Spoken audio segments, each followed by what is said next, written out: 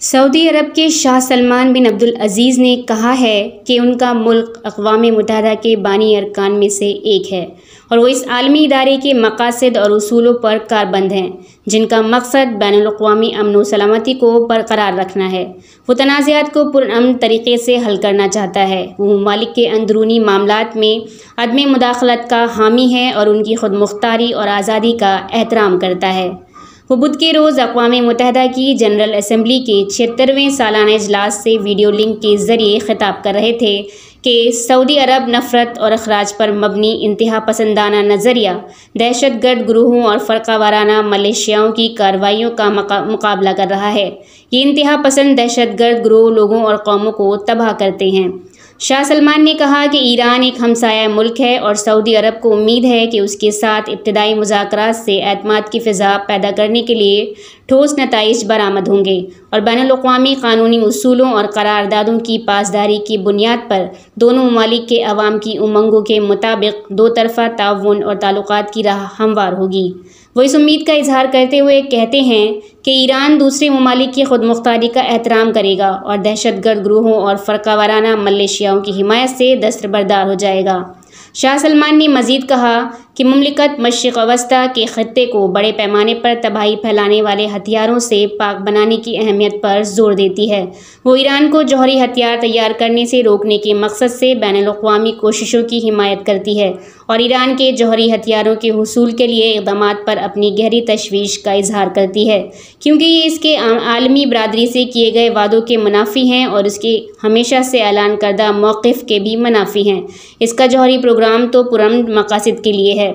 Ballistic میزائلوں، drones اور کلونہ نما بارود سے لدی کشتیوں کے ذریعے حملوں کے پیش نظر سعودی عرب کو اپنے دفاع کا جائز حق حاصل ہے اور وہ اپنے اندرونی معاملات میں مداخلت کی کسی بھی کوشش کو واضح طور پر مسترد کرتا ہے۔ سعودی عرب اس امر پر زور دیتا ہے کہ عالمی برادری ہر اس ملک یا شخص کے خلاف پختہ عزم کے ساتھ اٹھ کھڑی ہو جو دہشت گرد گروہوں اور فرقہ وارانہ ملیشیاؤں کی حمایت اور سرپرستی کرتا ہے، انہیں مالی وسائل مہیا کرتا ہے، انہیں پناہ دیتا ہے یا انہیں انتشار اور تباہی پھیلانے اور اپنی بالادستی اور اثر و رسوخ بڑھانے کے لیے ایک اعلیٰ کار کے طور پر استعمال کرتا ہے۔ سعودی فرمانروا نے مزید کہا کہ مملکت کی خارجہ پالیسی امن و استحکام کی پائیداری، مکالمے اور تنازعات کے پرامن حل کی حمایت کرتی ہے اور ایسے حالات فراہم کرنے کو بہت اہمیت دیتی ہے جو مشرق وسطیٰ اور دنیا بھر میں بہتر کل اور ترقی کی ضمانت دیتے ہوں اور لوگوں کی خواہشات کے حصول میں معاون ہوں۔ شاہ سلمان نے مصر اور سوڈان کے درمیان نشاط الثانیہ ڈیم کے تنازع کے حوالے سے گفتگو کرتے ہوئے کہا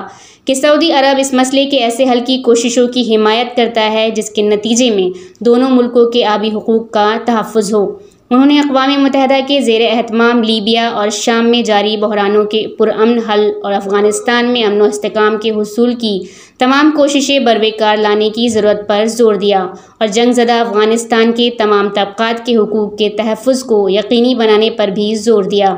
شاہ سلمان نے مملکت کے اس موقف کا اعادہ کیا کہ بین الاقوامی قراردادوں اور عرب امن اقدام کی بنیاد پر مسئلہ فلسطین کے ایک منصفانہ اور پائیدار حل کے ذریعے ہی مشرق وسطیٰ کے خطے میں دیرپا امن قائم کیا جا سکتا ہے اور یہ امن مشرق وسطیٰ کے لیے ایک تصویراتی آپشن ہے۔ اس دیرینہ تنازع کو ایک ایسے حل کی ضرورت ہے جو فلسطینی عوام کے 1967 کی سرحدوں کے اندر مشرقی بیت المقدس دارالحکومت کے ساتھ ایک آزاد ریاست کے قیام کے حق کی ضمانت دیتا ہو۔ ملت ٹائمز کو آپ کی ضرورت ہے، ہماری آپ مالی مدد کریں۔ ہر مہینے صرف 100 روپے اور ایک سال کے لیے ایک سال صرف 1000 روپے۔ رقم بھیجنے کے لیے یہاں دیے گئے فون پے، گوگل پے اور پے ٹی ایم نمبر کا استعمال کر سکتے ہیں۔